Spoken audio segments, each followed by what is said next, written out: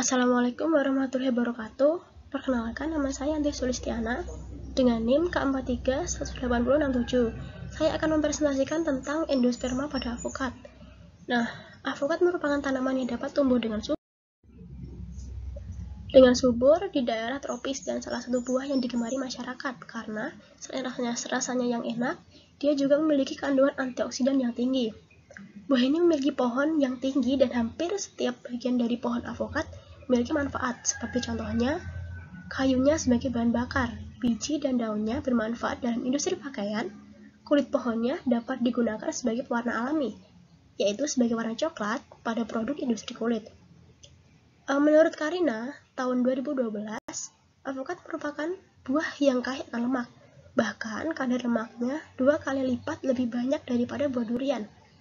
Meskipun lemak, tetapi lemak pada buah avokat merupakan lemak sehat karena didominasi oleh lemak tak jenuh tunggal oleat atau biasa yang disebut omega 9 yang bersifat antioksidan.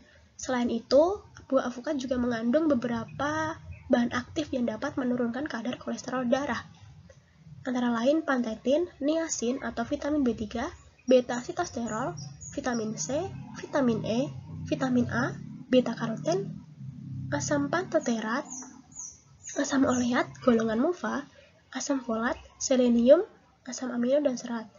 Avokat memiliki biji yang berukuran besar. Ini bisa dilihat ya, bijinya tuh ukurannya tuh hampir seperempat dari ukuran buahnya. Sehingga kalau misalkan bijinya tuh tambah besar, berarti daging buahnya tuh semakin tipis. Nah, dari penelitian Blumenfeld, ternyata buah avokat tuh ada yang tanpa biji juga. Biasa disebut kyuk. Tulisannya sebenarnya itu CUKE, tapi bacanya kyuk ya. Tapi tapi buah yang avokat tanpa biji itu ada, cuma hanya di beberapa pohon aja. Nah, ini yang paling kiri ada avokat yang berbiji, yang paling tengah itu intermediate, berbiji tetapi bijinya kecil. Nah, yang paling kanan itu tidak berbiji. Nah, selanjutnya kita masuk ke endosperma avocado atau avokat lah. Nah, menurut Sukamto, endosperma merupakan jaringan tripolit yang berada di biji, berasal dari penyatuan 2 inti polar gamet betina dan satu inti gamet jantan. Endosperma berbeda dengan embrio. Nah, itu bedanya. Kalau endosperma itu kan triploid atau 3N, sedangkan embrio itu 2N atau diploid. Endosperma merupakan massa sel parenkim yang relatif homogen, tidak memiliki jaringan pembuluh, serta ukuran selnya bervariasi. Endosperma pada tumbuhan berbunga mencakup lebih dari 81% dari volume biji. Endosperma merupakan jaringan yang terdapat dalam biji dan berguna sebagai penyimpan cadangan makanan untuk embrio, memberikan sumber energi selama perkecambahan dan pertumbuhan embrio. Pada tahap awal pengembangan buah, endosperma akan menyelimuti embrio. Nah, ini bisa dilihat. Ini endosperma yang melingkupi embrio. Nah, itu embrio yang terdiri dari gemula, plumula, dan radicula. Selama perkembangannya, embrio tumbuh menuju distal rongga biji dan mendorong endosperma untuk ke arah ujung proksimal rongga benih. Endosperma akan menghilang sekitar 3 bulan. Nah, itu menurut Blumenfeld dan Gazet tahun 1974. Selanjutnya, endosperma akan diserap embrio sebagai bahan makanan sebelum biji memasuki masa dorman. Oleh karena itu, biji yang dewasa sudah tidak mengandung endosperma karena sudah diserap dalam kotiledon. Nah, sebenarnya dilihat dari endospermanya itu ada 2 buah biji ya, yaitu biji non-endosperma atau non-albuminous dan biji yang endosperma atau albuminous. Nah, yang albuminous ini biasanya bijinya itu berfungsi sebagai cadangan makanan. Jadi, sampai tua dia tuh tetap punya endosperma gitu loh. Contohnya tuh kayak padi, jagung, biasanya itu tanaman monokotil. Nah, sedangkan kalau yang non-albuminous ini itu tuh kalau udah tua dia udah nggak punya endosperma. Jadi endosperma itu terserap ke kotiledonnya sehingga kayak timbul kepingan keras gitu. Biasanya kan dikotil kan atau keping 2. Nah, itu contohnya ada kacang, ada avokat ini juga.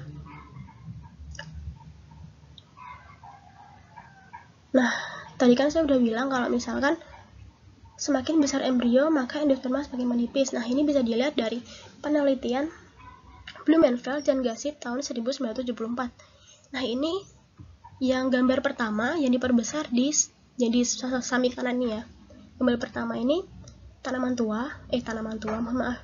tua. Yang nomor 2, buah muda sekitar 1,5 bulan. Dan yang ketiga, ini adalah buah usia 2 minggu. Nah, dapat dilihat perbandingannya ya. Kalau yang masih muda ini, endospermanya masih tebal. Yang kedua itu lumayan maksudnya lumayan masih ada. Kalau yang ketiga itu udah nggak ada. Jadi di avokat ini kalau misalkan udah dewasa, jadi endospermanya tuh udah dihisap ke jadi kotiledon. Jadi keseluruhannya tuh kotiledon. Nah, untuk yang sama yang digambar ini, nah ini panah ini dari penelitian Sukmara, Sukamto, sama Bintang tahun 2014. Nah, ini lokasinya yang kuning ini embrio, dan yang putih yang melingkupi embrio itu endospermanya.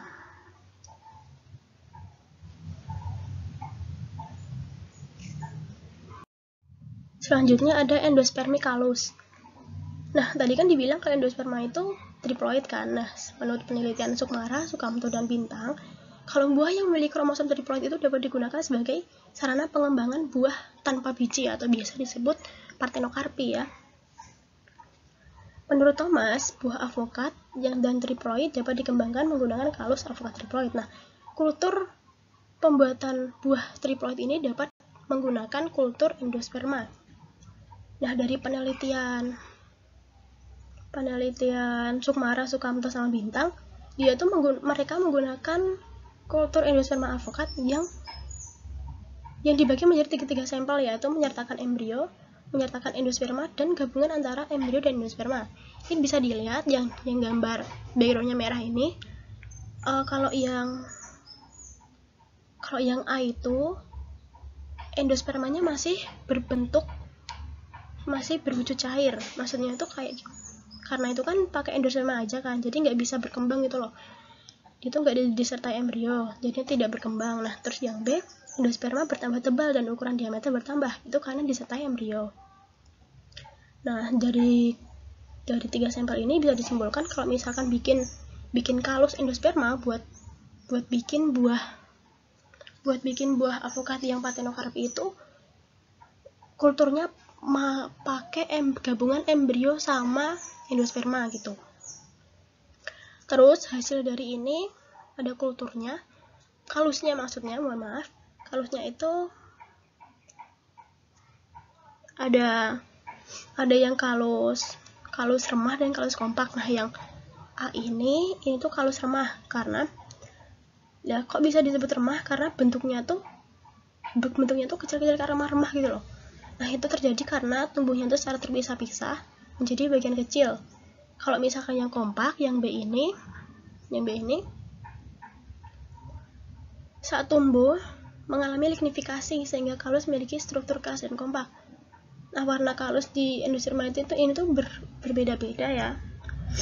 Oh iya, nah kalau misalkan mau bikin kalus endosperma ini, kita harus memperhatikan umurnya. Jadi umur yang bagus buat kultur itu sekitar kurang dari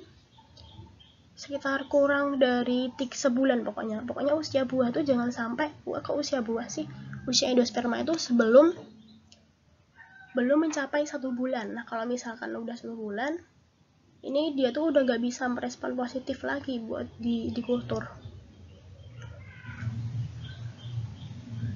Sebenarnya ada juga tumbuhan yang bisa dikultur kalau misal endospermanya udah tua sih. Itu ada contohnya, misalkan Exocarpus, Leptomeria, Nigella. Nah, kalau yang bisa endosperma yang muda itu contohnya kayak ini, avokat ini sendiri. Setelah itu padi juga, jagung. Oh iya, nah setelah jadi kalus, yang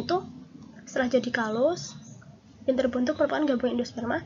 Nah, ini bisa diukur lewat bentar, itu kan tadi kan gabungan antara endosperma sama embrio kan. Itu kan tingkat ploidinya kan beda, 3 sama 2. Nah, itu kalau misal mau mau menghitung tingkat ploidinya tuh pakai flow cytometer. Flow cytometer ini tuh pertama-tama itu kalau dipotong jadi 3, bagian atas, bawah, sama tengah.